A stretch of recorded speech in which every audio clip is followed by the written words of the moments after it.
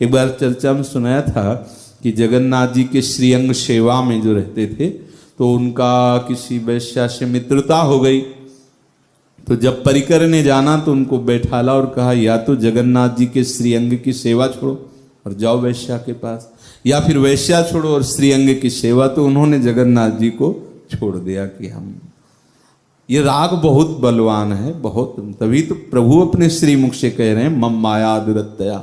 लेकिन देखो हमारे प्रभु का स्वभाव, बहुत काल के बाद जब उनका शरीर छूटा तो जगन्नाथ जी ने अपने निजी पार्षदों को आदेश किया कि उसकी वैसी ही अंत्येष्टि क्रिया की जाए जैसे हमारे पार्षदों की होती है। तो उन्होंने स्वप्न में ही उत्तर दिया कि प्रभु उन्होंने तो सभा में आपको त्याग दिया। तो बोले उनका स्वभाव है, हमारा स्वभाव नहीं। हम तो जिसे एक बार पकड़ते बस इन्हीं के स्वभाव की जय हो, अपने स्वभाव का क्या भरोसा। आज हम प्रभु के सामने कहते हैं हम आपके हैं, कल किसी और के सामने कहते हैं हम आपके हैं। क्या भरोसा हमारी बुद्धि का, हमारे स्वभाव का, हमारे मन का।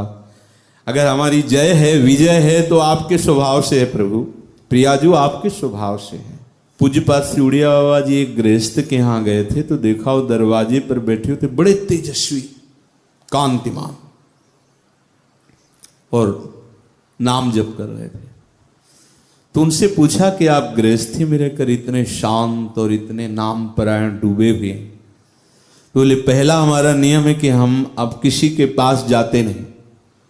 अगर कोई हमारे पास आ जाता है तो भगवत चर्चा के सिवा और कुछ बोल नहीं सकता। अगर वो बोलता है तो हम जोर से कृष्ण कृष्ण चिल्लाते हुए वहां से भाग पड़ते हैं। इसलिए कोई आता नहीं, अगर कोई आता है तो भगवत भक्त ही आता है। तो इसलिए निरपराध वृत्ति होने के कारण ही नाम में रुचि ऐसी प्रबल हो जाती है कि महापुरुष भी प्रशंसा करते हैं।